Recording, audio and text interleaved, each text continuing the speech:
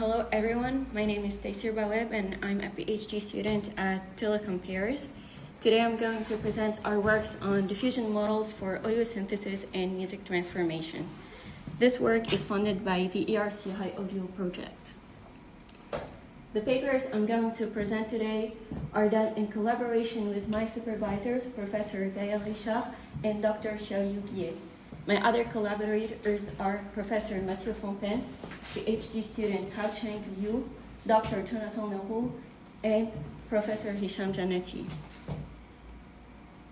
So as you all know, generative models have transformed the AI landscape by being powerful tools that are used to create data from different modalities such as text, audio, and images. With the emergence of diffusion models, which have achieved state-of-the-art results, we have had a wide range of applications across different fields such as image generation, video generation, text-to-speech, and more. Today, I'm going to focus on two applications of diffusion models. The first one is audio synthesis from Mel spectrograms or vocoders, and the second one is music transformation and more specifically timbre transfer. Today's presentation is going to be structured as follows. So first, I'm going to have a brief overview on the background of diffusion models. Then I'm going to present our papers on audio synthesis from Mel spectrograms. So we have two papers, GLACRAT and SpecDiffGAN. Later, I will talk about our work on timbre transfer. And finally, I'll give the conclusion and the future perspectives. Let's start with the background. So I'm gonna do just a brief overview. I guess everybody knows what DDPMs are. So DDPMs, or denoising diffusion probabilistic models, are a type of generative neural networks that are used to characterize the data distribution by gradually introducing noise to it through the forward diffusion process. So we go from the clean sample X0 to the noisy sample X capital T in T steps. And then the neural network learns how to reverse this process and so want to recover X0 from a noisy sample. Mathematically speaking, we have X0, which is a datum from our distribution, and we have a noise schedule beta T with T going from 1 to capital T, and then we define the quantities alpha T as 1 minus beta T and alpha T bar as the product of alpha U. So we can describe the forward process as follows. So we have a signal term and then a noise term. For the training of the neural network, there are different methods, and one of them is basically trying to predict the noise that is added in equation 1. And so we have this loss term. So we train a neural network epsilon theta with parameters theta, and we give it the noisy sample xt and the time step, and we try to predict epsilon in equation 1. During inference, we do it iteratively, and we start from X capital T that is sampled from the standard Gaussian distribution, and then we iteratively apply equation 3 to get our predicted sample X0. So here, to enable the sampling from the standard Gaussian distribution, we need to make the assumption that capital T is sufficiently large. But the problem here, for a T that is super large, we will have a very long diffusion process, and applying it iteratively is computationally expensive. And so here I'm going to talk briefly about the bilateral denoising diffusion models, or BDDMs for short. So it was introduced in ICLR 2022, and it's a paper that is used to improve the efficiency of the sampling process. And they do this by introducing a noise schedule network, F phi, that optimizes the noise schedule, and so we get a shorter noise schedule with n steps that is much smaller than capital T. I'm not going to get into the details of BDDMs, but the process is mainly done as follows. So first we have the training step, so we train our diffusion model, and then once it is fixed, we train the schedule network, and then later we use this schedule network to iteratively predict the noise schedule. So we have the noise schedules beta n that we are predicting, and then the inference process is mainly applying equation 3 iteratively, like the DTPM process, and then we use this predicted noise schedule instead of the one used for training or the one you obtain from a different method. Now I'm going to move to the second part. So here we have audio synthesis for Mel spectrograms or vocoders. And here we have two works. I'm going to start with GLAGRAD. So for this work, we focus on one of the challenges of diffusion models, which is domain adaptation limitations. So here for ancient speakers, we might have difficulty generating high quality speech for them. And so here we introduce our work, GLAGRAD, where here we add the Griffin-Lim algorithm and we introduce it into the diffusion process to minimize conditioning error and thus improve efficiency. So the framework here we consider, as I said, it's vocoders, so we generate speech from Mel spectrograms. And here for a brief literature review on this, so the first two models that proposed to use diffusion models for vocoding are WaveGrad and DiffWave, two iClear 2021 papers. And then other models followed. One of them is SpecGrad, and basically SpecGrad is a follow-up to WaveGrad, and the difference is you use instead of using the standard Gaussian distribution, you use a zero-mean Gaussian distribution with a covariance matrix that is obtained from the spectral envelope of the Mel spectrogram. Let me get to our method now. So here, as you all know, for Griffin-Lim algorithm, you start from a magnitude spectrogram, and then you apply Griffin-Lim to predict the phase to it, and then you get a time domain signal. Here in the DPMs, we have a problem, which is that for the iterative process, sometimes we might get a signal at time n-1 that is out of distribution of the training data if not carefully considered. And so here we propose to introduce the Griffin-Lim algorithm in the classical diffusion process, which is described by equation 3, and we apply it to the WaveGrad model so that we fix the bias between generated signal and the expected signal. And so here we have a refining phase where we introduce the Griffin-Lim algorithm and then we apply the classical diffusion process. And here it should be noted that our method is zero shot and no retraining is required. So let me describe this with a figure. So we have like the generation process and we have two phases. So the first one is the clock correction phase. The second one is the classical diffusion process. So it's what is described by equation 3. So let's get into the detail of the clock correction step. So here we have our signal, yn. We apply equation 3 to get yn-1. On this side, we have the conditioning Mel spectrogram, and we estimate the magnitude spectrogram from it by computing the pseudo-inverse of Mel filter banks and multiplying it by the Mel spectrograms to get an estimation S hat of the magnitude spectrogram. So here, for the Griffin-Lim algorithm, we need a phase initialization, and for that we use the initialization from the phase of yn-1. And here we have our magnitude spectrogram, and then we just apply the Griffin-Lim algorithm to get the next iterate yn-1 GLA, which is going to be used, it's going to be the input here in the next iteration. For our experiments, we consider two data sets. The first one is LJ speech, which is a single speaker data set with a female speaker, and we have CDK with 109 speakers. For our baselines, we compare to WaveGrad, and here we use two different noise schedules. So we have a 6 iteration noise schedule and a 50 iteration noise schedule. We also use SpecGrad with 6 iteration noise schedule, and finally Griffin-Lim algorithm with 1000 iterations. For our method, GLAGRAD, as I said, we are going to apply it to WaveGrad in a zero-shot manner, and we consider a 6 iteration noise schedule, and we apply 3 steps of the first phase, the correction phase, and then 3 steps of the classical diffusion process. Here, I show the results for the case where we train and evaluate on LJ speech, so it's the same speaker. As you can see, WaveGrad 50 achieves the best results, which is expected for having like a longer noise schedule.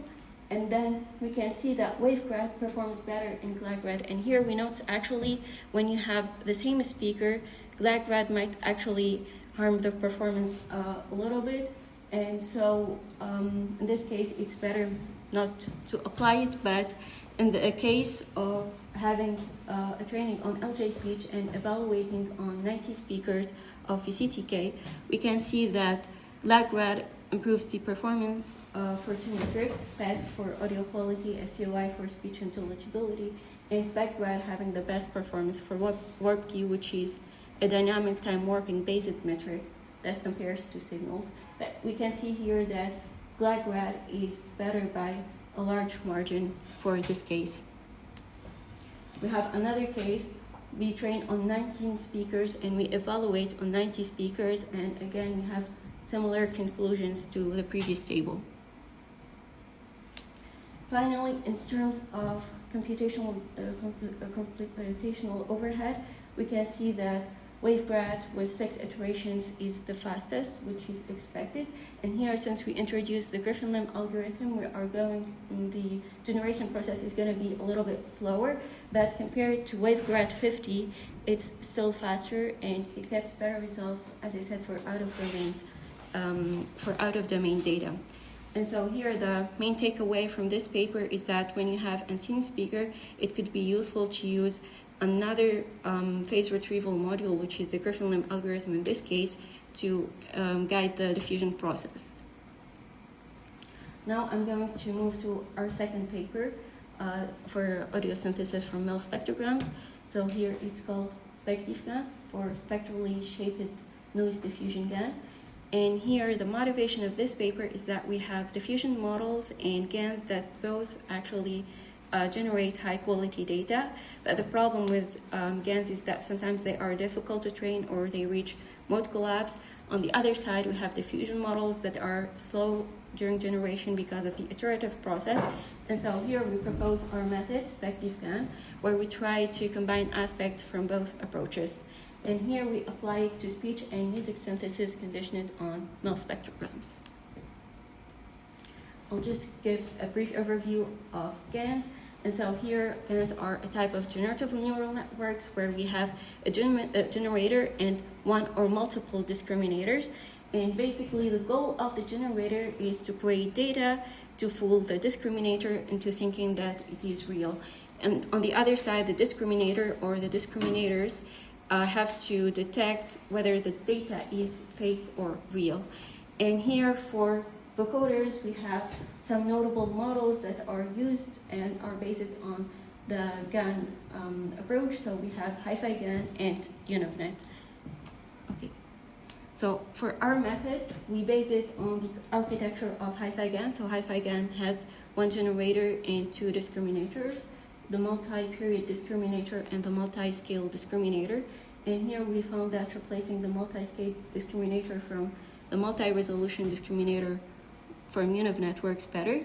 And we draw inspiration from Diffusion GANs, which is a paper that was applied in the image domain. And so here they apply the forward diffusion process during GAN training to make the training more stable, and thus they have improved performance. And so here in their case, they use a zero mean Gaussian distribution for the noise with a covariance matrix sigma squared I, where sigma here is a hyperparameter. We do the same thing and we call this approach standard diffusion, but also we propose another alternative to this sigma. And here this sigma is based on the spectral envelope. And so we get the MEL spectrogram, we compute the spectral envelope from it, and we get a minimum phase filter from it, and then we get the inverse of it. Then here we have the STFT and ISTFT operators. We compute this matrix, and sigma is L transpose. And so here the reason why we use the inverse of the spectral envelope is it's because we want to add more noise in the low energy regions to make the task a bit more challenging for the discriminator. So to put it all together, so we have this figure. So we have the conditioning MEL spectrograms. We have the generator that generates the audio data. On the other side, we have real data. And then we apply the forward diffusion process, equation number 1, to each one of them. And then we pass them to the multi-period discriminator and multi-resolution discriminators to detect if they are real or fake. So here for forward diffusion process equation, we have T that is adaptively adjusted, and so we have a metric that measures the performance of the discriminators. So if the discriminators are performing poorly, then we decrease this T to give them more time to train on clean or cleaner data. And if they are performing well, then we increase it to make the task a little bit more challenging for them. For our experiments, we consider the baselines Hi-Fi GAN, UnivNet, and Big VGAN. And for the speech datasets, again, we have the LJ speech and VCTK datasets that we use for Black-Red.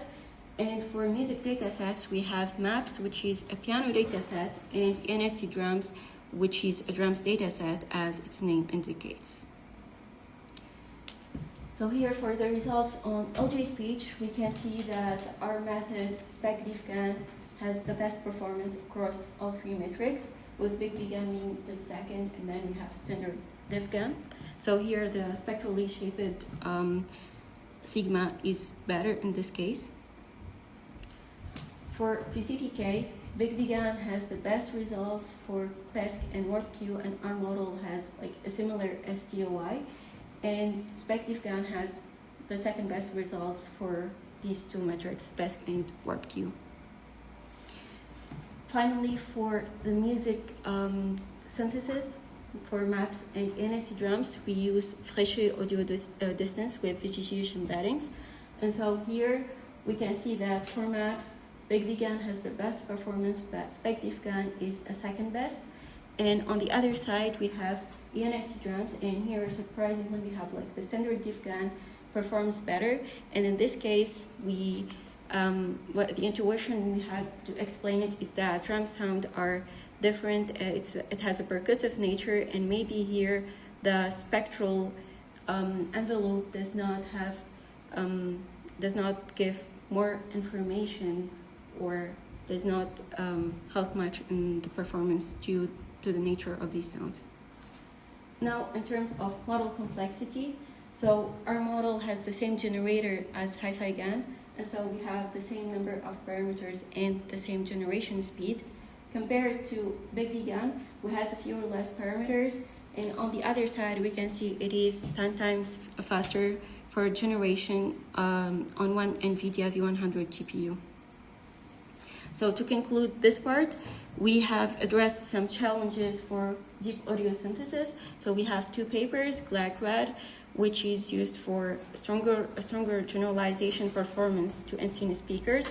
And so it shows the advantage of incorporating a phase retrieval module, which is the GLA algorithm. And on the other side, we have SpecDiffGAN, where we try to merge elements from diffusion models with GANs through the forward diffusion process, and thus enhanced stability and quality. Now I'm going to move to the second part on timbre transfer. And so here, let me define timbre first. So the definition of timbre is somewhat ambiguous, but it's basically defined as what is essential for distinguishing sounds that have the same pitch and loudness. And so timbre transfer is mainly the task of modifying the tonal quality of a sound while preserving its pitch and structure. So basically, if you have a piece that is played with piano, you want the exact same piece played with another instrument, for example, violin. And so here for this paper, we focus on the multi-instrument timbre transfer with a specific focus on the mixture-to-mixture case. For the previous models for this specific task, we have Music Star and Diff Transfer. And for these two models, they trained a single model for each timbre transfer pair. So for example, you have a model for piano to vibraphone, another one for vibraphone to piano, etc. So we have separate models. And so here for our model wave transfer, we have a single model to do the individual instrument timbre transfer, and also at the same time the mixture timbre transfer. As I said, we focus on the mixture case. And here we generate the audio waveform directly. So diff transfer, they do it in the multispectrogram domain, and then they use a vocoder. And we train it on 16 kilohertz and 44.1 kilohertz and the previous methods were limited to the 16 kilohertz case. So here, our objective is basically having conditioning audio, which has an initial instrument that we described with B, and we want to get the exact same audio, but with instrument A. And so here, we want to have some noise. We condition on the Mel spectrogram of the initial audio with instrument B, and then we apply the reverse diffusion process to get our target signal. In this case, we consider a supervised setting, and so we have an enlightened data set, and so we have pairs of X0A, X0B that have the exact same content, but with different instruments. So here we have target audio and conditioning audio. We apply, during training, we apply the forward diffusion process to the target audio using equation 1 that I showed earlier and a noise level of square root of alpha bar. On the other side, we have the conditioning audio and we compute the Mel spectrogram from it. And then we give the noisy signal as input, the Mel spectrogram as well to the epsilon theta network, and we train it to minimize the noise that was added in this equation. And so we have the following loss term. For the architecture of our model, we have a diffusion model that's based on waveguide, and we also use the BDDM framework to get a better noise schedule. And so here we train a schedule network that is based on the globally attentive, locally recurrent architecture. For the inference, we apply equation 3 of the DPMs with the generated noise schedule from the schedule network. For our experiments, we consider the StarNet dataset, which has 114 pieces, with each piece having 6 tracks. So we have 4 individual tracks, clarinet and strings that share the exact same content on one side, and we have vibraphone and piano that also share the same content. We have 2 mixture tracks with a perfect correspondence between the content of clarinet and strings, vibraphone and piano, and so the mixtures are clarinet, vibraphone, and strings piano. Here we have 2 sets of trained models. The first one is WT global, so wave transfer global. So in this case, we train a single model to perform all 6 types of transfer, so clarinet to strings, strings to clarinet, vibraphone to piano, and vice versa. Same thing for the mixtures.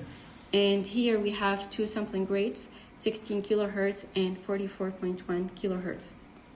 The second set is WT mix, and in this case we only perform the 2 mixture track mixture timbre transfer directions.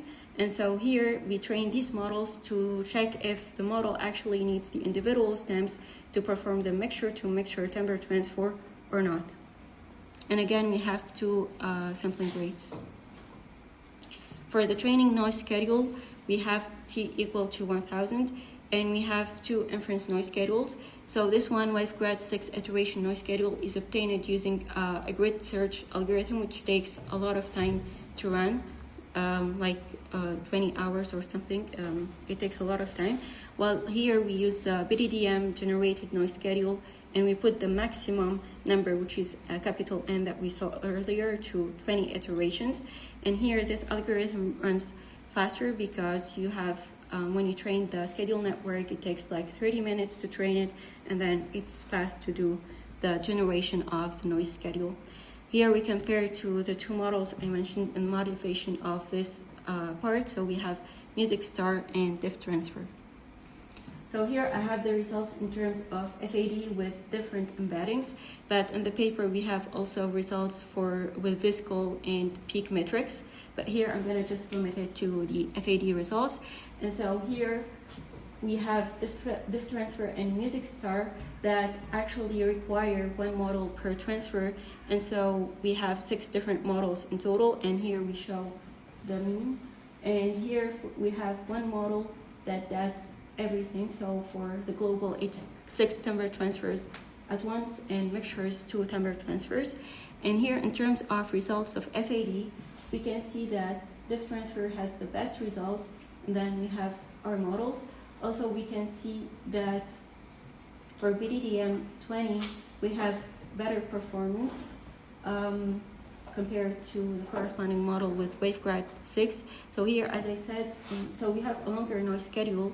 That's true, but it's cheaper to obtain this one than doing grid search to obtain this one.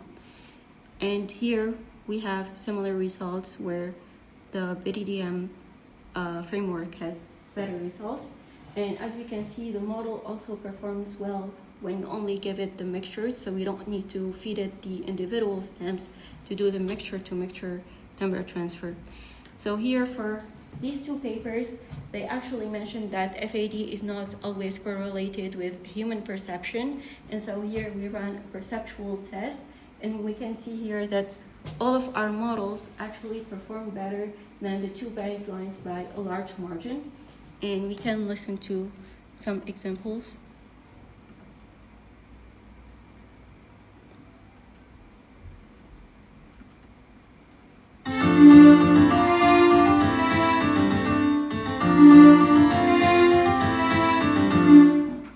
So this is the input gram truth. So we have piano plus strings mix, and the target vibraphone plus clarinet. And we have our model. No, sorry. Okay. Yeah. And we have. So this is for the case of 44 point. We can listen to the same mix for 16 kilohertz. So this is Music Star and depth transfer.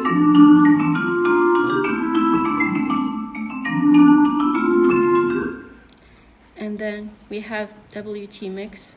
So this is our model. So we can see that for depth transfer and Music Star, there are some distortions. So basically for Music Star, there is a problem with the notes, and depth transfer, there is a problem with quality. As I said, they do the transfer in the Mel spectrogram domain, then use of a coder, so it's not very effective to do it this way.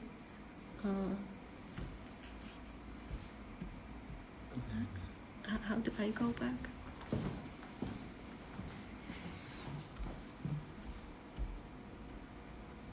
Okay, thank you. Okay, so just to conclude this part, so we handled timbre transfer for both mixtures and individual instruments in one model, and we eliminated the requirement to train separate models for each timbre transfer pair. And then the current limitation is that we relied on an aligned data set, and we have limited diversity in timbre transfer because we have only 6 instruments. And so just to conclude this presentation, so we have two applications of diffusion models. The first one is speech and music synthesis from Mel spectrograms using GLAGRAD and SpecDiffCan. The second one is timbre transfer with wave transfer. And the future directions is addressing the limitations of current methods. And actually we have a follow-up to GLAGRAD called GLAGRAD++. And also we have the Diffusion paper where we leverage text to music diffusion models for improved music transformation control. And so basically in this paper, which is we have it on archive, but I'm going to update it soon. So we have noted that there are 3 stages for the text to music diffusion in the model. So we have the overall structure of the audio, then the model adds the timbre, and finally refines the overall quality. And so here, Diffusion is time optimization for instrument editing. And so we try to find the optimal time step where we can edit the timbre, as we said, like in Michele's presentation yesterday. So if you add too much noise, then you're gonna lose the content.